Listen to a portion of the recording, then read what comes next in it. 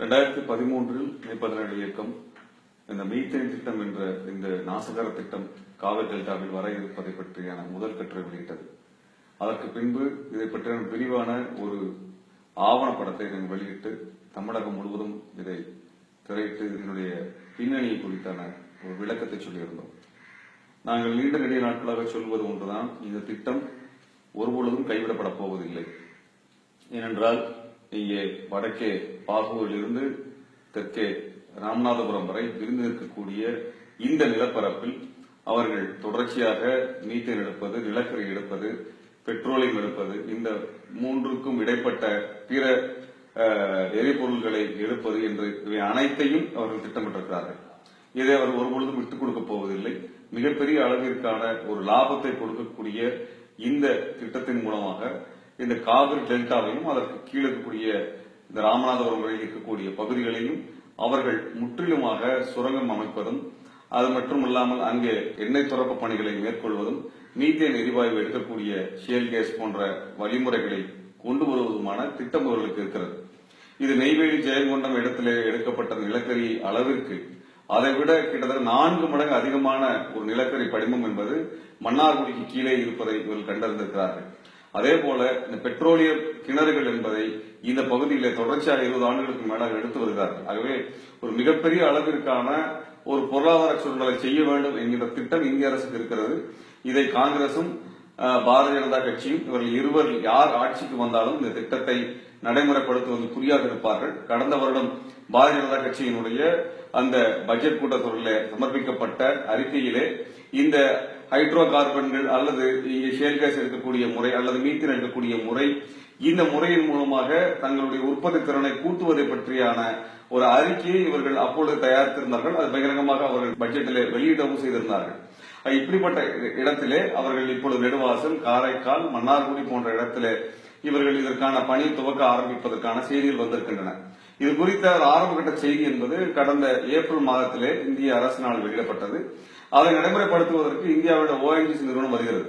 இவர்கள் மீத்தேன் என்கின்ற பெயரை கேட்ட மாத்திரத்தில் தமிழர்கள் எதிர்க்கார்கள் என்கின்ற காரணத்தினால் இவர்கள் ஹைட்ரோ கார்பன் என்று பேசுவது, ஷேல் கேஸ் என்று பேசுவது என்ற பல்வேறு பெயர்கள் பேசுகிறார்கள். இவர்கள் எந்த பெயர் பேசினாலும் காவிரி டெல்டா பகுதியில் இவர்கள் இந்த திட்டத்தை நிறைவேற்றுவதற்குரிய காரணம் இங்க இருக்கக்கூடிய எரிவாயுவை எடுப்பது, இங்க இருக்கக்கூடிய பெட்ரோலியத்தை எடுப்பது, இதற்கு பிறகு இங்க இருக்கக்கூடிய நிலக்கரியை சுரண்டுவது, இவை அனைத்தும் சேர திட்டமாக இருக்கிறது. இதை முற்றிலுமாக முறியடிக்க வேண்டிய பொறுப்பு நமக்கு இருக்கிறது. இது தமிழகத்தினுடைய ஆளும் கட்சியோ ஆண்ட கட்சியோ அல்லது எதிர்கட்சியாக இருக்கக்கூடிய இந்த கட்சிகளோ ஒரு பொழுதும் தடுத்து நிறுத்தப் போவதில்லை. என்றால் இவர்கள் இந்த திட்டம் கொண்டு வந்த பொழுது இதற்கு ஒப்புதல் தெரிவித்தவர்கள். அதிமுகவும் அல்லது திமுகவும் தங்களுடைய அதிகார சண்டைக்காக அவர்கள் சட்டமன்றத்திலே சட்டையை கிழித்துக் கொள்வார்களே ஒழிய தமிழக மக்களுடைய பிரச்சனைக்காக இவர்கள் எந்த ஒரு குரலையும் எழுப்பியதில்லை. அந்த சட்டசபை கூட்டப்பட்ட அந்த நாளிலே, அதே தினத்திலே, அந்த இடத்திலிருந்து 2 கிலோமீட்டர் தொலைவிலே மாணவர்களும் இளைஞர்களும் இந்த மீனவ மக்களும் அடித்து நொறுக்கப்பட்ட பொழுதில், வீடுகள் தீக்கரையான பொழுதில் இவர்கள் அதற்குரிய எந்த விதமான ஆட்சேபத்தையும் தெரிவிக்காமல், எதிர்ப்பையும் தெரிவிக்காமல், அதை தடுத்து நிறுத்தாமல் தங்களுடைய அதிகார கைப்பற்றுவதிலே குறியாக இருந்தவர்கள் என்பதை நினைவில் வைத்துக் கொள்ள வேண்டும். அரசியல் கட்சிகளால், இந்த கட்சிகளால் நம்மை ஒருபொழுதும் காப்பாற்ற முடியாது. மாறாக இந்த அரசியல் கட்சிகளும் அதிகாரிகளும் இணைந்து நின்று ONGC போன்ற நிறுவனங்கள் மூலமாக நம்மை சுரண்டுகின்ற வேலை நடக்கும். இந்த திட்டத்தை முழுவதுமாக முறியடிக்க வேண்டும் என்றால் இந்திய அரசினுடைய இந்த மைய நிறுவனங்களாக இருக்கக்கூடிய ONGC போன்ற நிறுவனங்கள், கெயில் போன்ற நிறுவனங்கள் இந்த பிராந்தியத்திலிருந்து, தமிழகத்திலிருந்து வெளியேற்றப்பட வேண்டும். தமிழகத்தினுடைய நிலம் தமிழர்களுக்கு சொந்தம். இந்த நிலத்தை கையகப்படுத்தக்கூடிய எந்த விதமான உரிமையும் மத்திய அரசுக்கு இல்லை என்பதை நாம் சட்டப்பூர்வமாக வென்றெடுக்க வேண்டும். அது மட்டுமல்ல, நில கையகப்படுத்துகின்ற சட்டம், அதாவது நில சீர்திருத்த சட்டம் என்று சொல்லுகிற இந்த நிலத்தை அபகரிக்கக்கூடிய சட்டத்தை நிறைவேற்றுவதில் கடந்த 3 வருடமாக மோடி அரசு தோல்வி கண்டு வருகிறது. அதற்குரிய ஒரு பெரும்பான்மை அவர்களுக்கு தேவைப்படுகிறது. அந்த பாராளுமன்ற உறுப்பினர்கள் பெரும்பான்மையை அவர்கள் அதிமுக உடைப்பதன் மூலமாக பெற்றுவிட முடியும் என்று நம்புகிறார்கள். அதற்காகத்தான் இப்போது நடக்கக்கூடிய இந்த அதிமுக உடைக்கின்ற பணியிலே பாரதிய ஜனதா கட்சி என்பது வெளிப்படையாக இயங்கியது, மறைமுகமாக இயங்கியது, இரண்டையும் அவர்கள் செய்தார்கள். கிட்டத்தட்ட 10க்கும் மேற்பட்ட பாராளுமன்ற உறுப்பினர்களை தன் வசம் கொண்டு செல்வது என்பது, இந்த நிலத்தை அபகரிக்கக்கூடிய சட்டத்தை கொண்டு வரும் பட்சத்திலே இவர் மாநில அரசு ஒப்புதல் இல்லாமல் அந்த நிலத்தை யார் வைத்திருக்கிறார்களோ அந்த சொந்தக்காரர்களுடைய ஒப்புதல் பெறாமல் அந்த பகுதி மக்களினுடைய கருத்து கேட்பை இவர்கள் கேட்டு அறியாமல் அந்த நிலத்தை இவர்கள் தங்களுக்கோ தனியார் நிறுவனக்கோ அல்லது அரசு, மத்திய அரசு மற்றும் தனியார் நிறுவனம் சேர்ந்து செய்யக்கூடிய திட்டங்களுக்கோ கையகப்படுத்த முடியும். அந்த சட்டத்தை இவர்கள் கொண்டு வரும் பட்சத்தில் இந்த திட்டத்தை இவர்கள் யாரினுடைய எதிர்ப்பு இருந்தாலும் நிறைவேற்றிவிட முடியும் என்கின்ற காரணத்தினால்தான் இந்த பாராளுமன்ற உறுப்பினர்கள் தங்கள் வசம் கொண்டு செல்வது, இதன் அடிப்படையில் நிலச்சீர்திருத்த சட்டத்தை நடைமுறைப்படுத்துவதும், இந்த சொத்துக்களாக தமிழர்கள் சொத்துக்களாக கூடிய பெட்ரோலியம், நிலக்கரி, மீத்தேன், எரிவாயு இந்த ஒட்டுமொத்த சொத்துக்களை குஜராத்திகளுக்கும் தங்களுக்கு ஆதரவாக இருக்கக்கூடிய கார்ப்பரேட் நிறுவனங்களுக்கு தாரை வார்ப்பதற்காக பாரதிய ஜனதா கட்சியும் காங்கிரஸ் கட்சியும் செயல்பட்டு வருகிறது. இதற்கு துணை செய்யக்கூடிய வேலையை திமுகவும் அதிமுகவும் தொடர்ச்சியாக செய்து வந்திருக்கிறார்கள்.